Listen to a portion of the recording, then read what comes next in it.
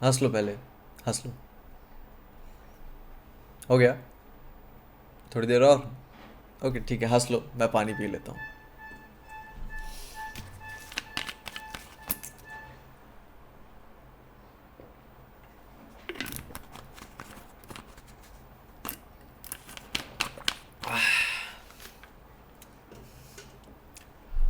Okay, तो अब अगर आपको समस्या दिख ही रही है तो उसके बारे में बताना भी ज़रूरी है। जहाँ मैं एक फैमिली ट्रेजेडी से गुजर रहा हूँ, so that's why. And by the way it it feels really liberating. अब खैर, हम अपनी लिबरेशन की बात तो करते रहेंगे, पर इस फिल्म की बात करें तो ये साइंस फिक्शन का प्यार हम देखने आए थे, मगर सामाजिक ज्ञान लेकर हम जा रहे हैं। पता नहीं क्यों ज्ञानडू बनाने के चक्कर में सब हमें पड़े हुए हैं। एंड अब तो इस लुक के साथ ज़्यादा अच्छा दिख भी रहा हूँगा।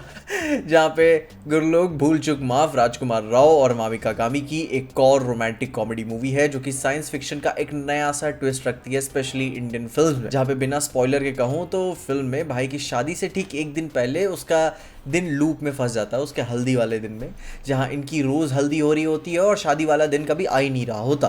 एंड अब उसी प्रॉब्लम को ठीक करने के लिए इन्हें अब एक ऐसी गलती को ठीक करना है जो कि इन दी फर्स्ट प्लेस इन्हें कभी करनी ही नहीं चाहिए। एंड स्टोरी में सबसे बड़ी बात, इस कहानी में एक बहुत ही बड़ा सरप्राइज भी है, एंड मैं कहूँगा कि वो इस पूरी स्टोरी का सबसे बड़ा टर्निंग पॉइंट है। एंड उस कहानी का हिंट हमें बिल्कुल भी शुरू में नहीं मिलता, वो हमें स्टोरी के सेकेंड हाफ में इंटरवल के बाद हमें देखने को पता चलता है कि ओ अच्छा ये कहानी है स्टोरी की। और वो इंपॉर्टेंट रिवील मैं कहूंगा कि बहुत ही ज्यादा लेट में होता है, क्योंकि इट्स इंपॉर्टेंट प्लॉट, इसका शुरू से ही कुछ ना कुछ तो इन्हें सेटअप करना जरूरी था। ये हमें थोड़ा सा शुरू में टीज भी कर सकते थे, पर इन्होंने नहीं जरूरी समझा।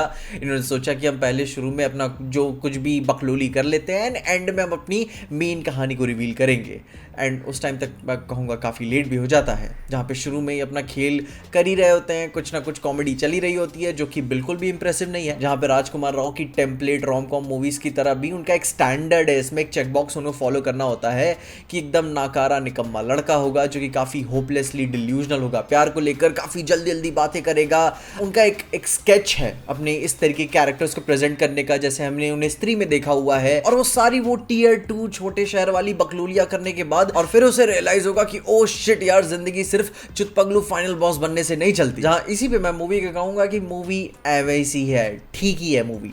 मैं बहुत ही बड़ा फैन नहीं हूँ इस तरीके की रोम कॉम का, जहाँ पे स्पेशली हमने Groundhog Day, Palm Springs and even About Time जैसी कुछ टाइम वाली रोम कॉम मूवीज देखी हैं, और उनमें से ये सबसे लीस्ट फेवरेट भी नहीं बोलूंगा, सबसे लीस्ट कॉम्पिटेंट टाइम लूप वाली रोमांटिक कॉमेडी मूवी है।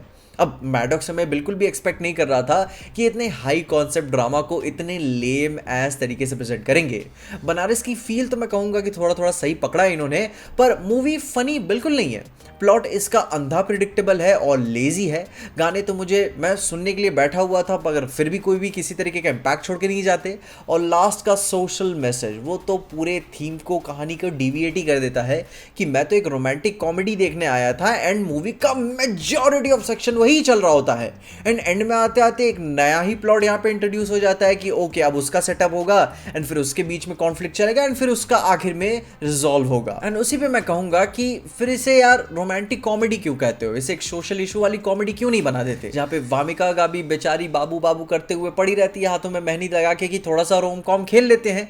पर नहीं, ये तो हमें समाज का स्ट्रॉन्ग मैसेज देने आए थे। इतना सिंपल सी चीज जेठालाल के बापूजी भी कर देते। इतनी एक एपिसोड तारक मेहता का कहानी थी ये, जहां पे अब मैं ऐसा कुछ नहीं बोलूंगा कि मूवी मुझे पसंद ही नहीं आई या फिर किसी की एक्टिंग बुरी थी, बिल्कुल भी नहीं। बल्कि मैं ये कहूंगा कि यार मुझे इस फिल्म की बिल्कुल परवाह ही नहीं है।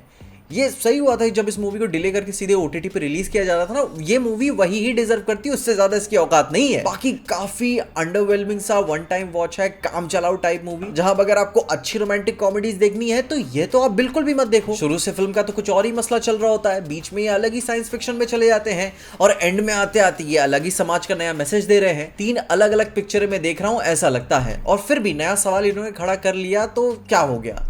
मगर फिर भी उस क्वेश्चन का सल्यूशन देते हुए इतना बेसिक बिच एज आंसर देते हैं कि ओ हो भाई साहब, मुझे तो पता ही नहीं था कि ग्रास इज ग्रीन होती है।